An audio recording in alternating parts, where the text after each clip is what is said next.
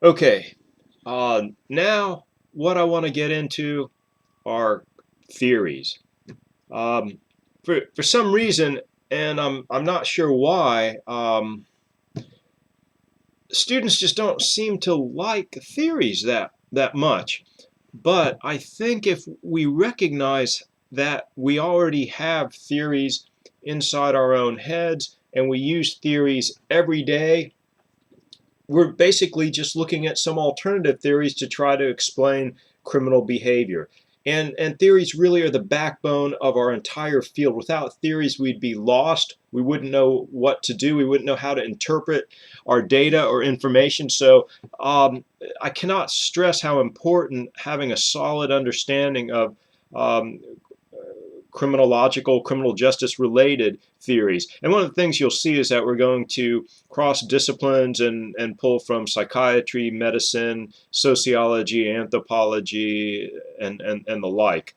And I think that you will find that sometimes combining theories provides you even a greater resource in understanding a certain crime. And as we get into the course and we focus on specific topics, for example, when we focus on serial murder, we will go ahead and look at a more specific theory developed to explain serial murder, such as fractured identity syndrome, which we'll get to later. But let me go ahead and try to do an overview of some of the theories. And I want you to recognize it's also important to understand the strengths and the weaknesses of each theory. Often the strength of one theory is the weakness of the other theory, another theory, and vice versa. And that you'll clearly see. And please keep in mind when you think about theories how they're organized more toward an individual or small group or large group or society or for that matter culture. So let's start. I'm going to start with the smallest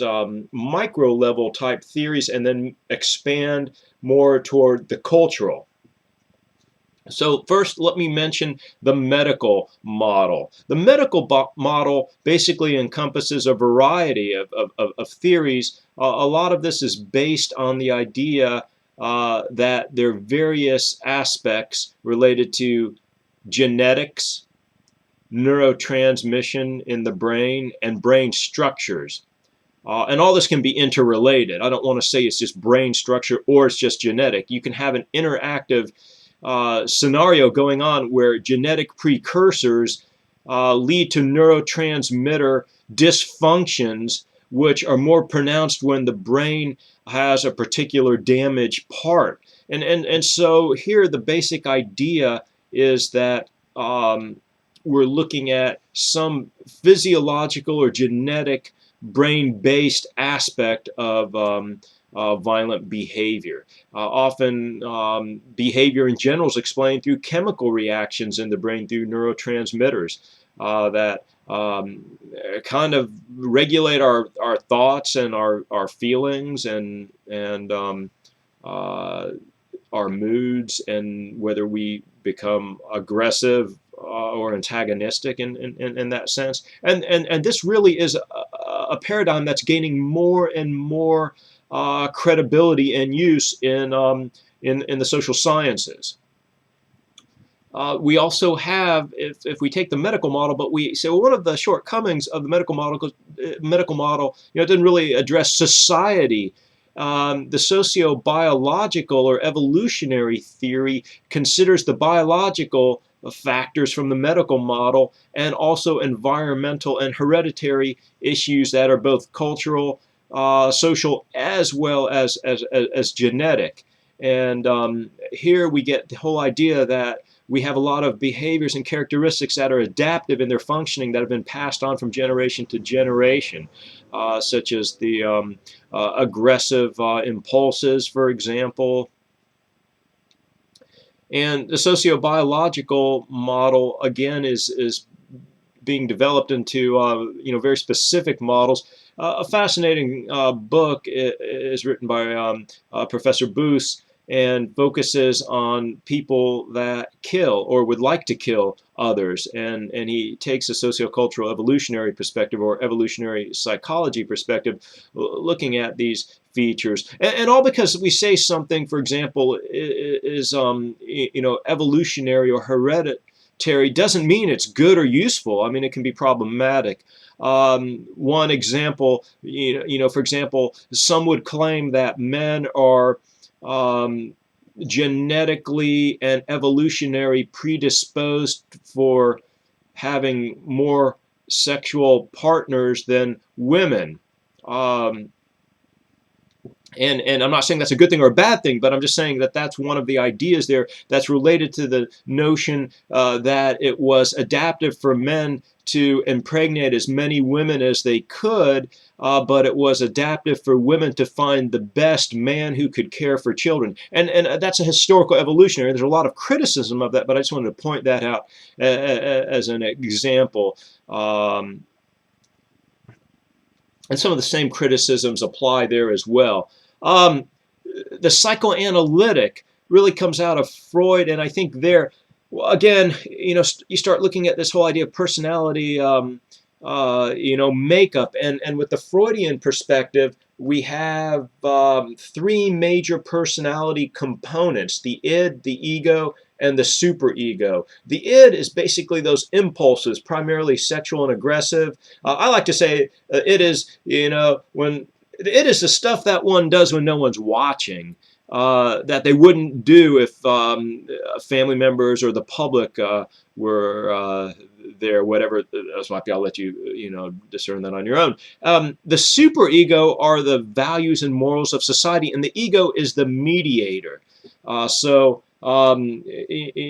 open up the refrigerator and I see my wife has some brownies for her office party tomorrow. The id saying, just take one, no one will know the difference, and the superego saying, that is wrong, you should not take your wife's brownie at all without asking her, and you already know she'll say no. And the ego says, okay, you're hungry, you'd like a brownie, but those are your wife's brownies for her office party. Why don't you just have an apple instead? And thus, you see that id, ego, superego. And the problem, of course, is when there's too much id. When the aggressive sexual impulses come out, there's not enough ego or superego to mediate or moderate that. That becomes a problem. The big problem is we don't know how to measure really id, ego, and superego in any objective way. Social learning, differential association theories. Again, this is probably something that you're much more comfortable and familiar with. And this is basically the idea that we learn from others. We learn from watching others who model behaviors. We see what behaviors are reinforced, what behaviors are punished, and so on. A lot of criminal behavior, just like non-criminal behaviors, learned in groups. In other words, we learn the methods, motivations, rationalizations for engaging in criminal behavior through social learning processes. Intergenerational transmission theory basically looks at the idea that we transmit a lot of social behaviors from generation to generation. This is a common theory that's used in the child abuse and neglect field, that if a child is brought up in an abusive environment, they're more likely to grow up and become abusive adults. That would be the intergenerational transmission theory. The exchange theory focuses primarily on rewards and costs. In other words, perpetrators of violent crimes do a cost-benefit analysis. I'm not saying that they're accurate, but they do weigh the costs and benefits of their criminal behavior. That's kind of an exchange perspective that is sometimes used.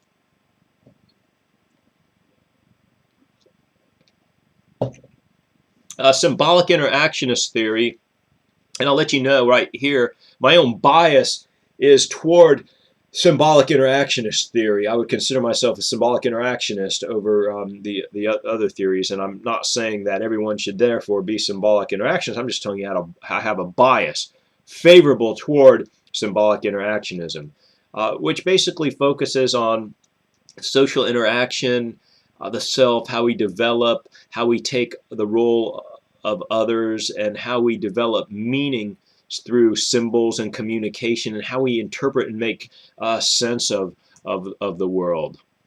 And part of that, which I think is extremely helpful in criminal profiling class, that comes out of symbolic interactionism, is scripting theory, social scripting theory. Really, I borrow this from Gagnon and Simon's 1973 early work on sexualities, and that is sexual scripts. But here I want to just take the idea of scripts.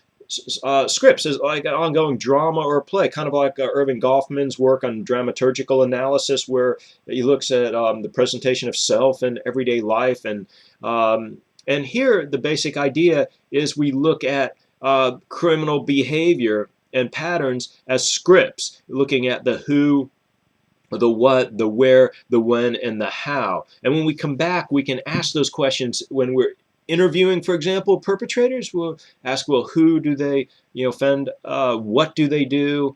Where do they commit the crimes? When? And how exactly do they engage in that violent criminal behavior, for example.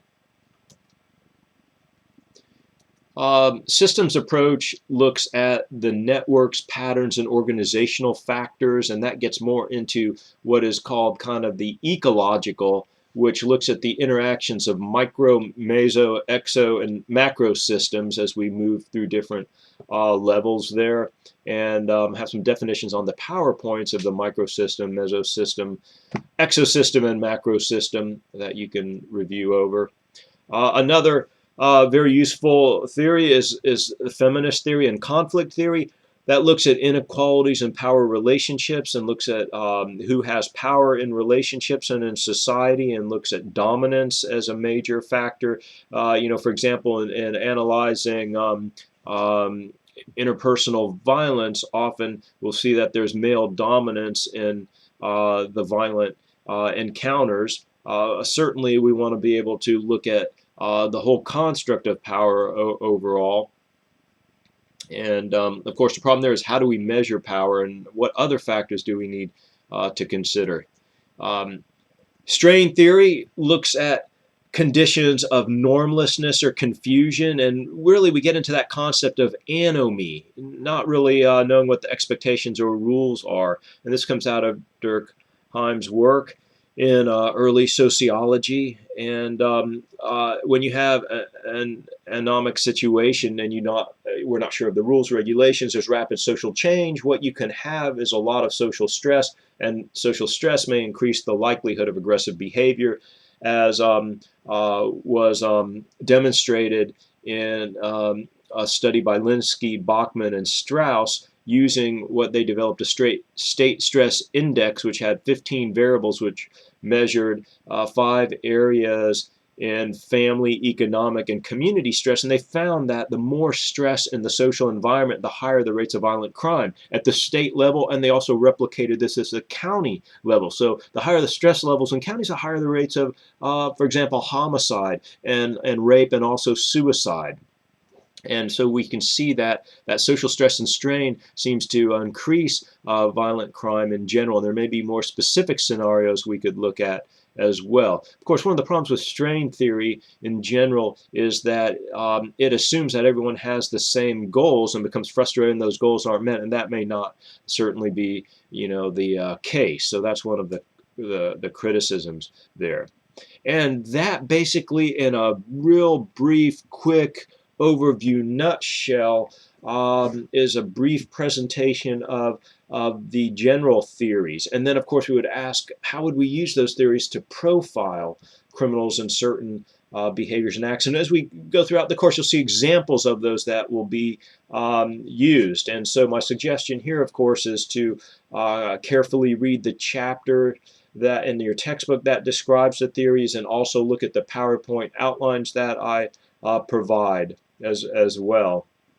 But I think really, I think one of the keys here is to go ahead and, if you want to learn about the theories, think about how would you apply that specific theory to a specific crime.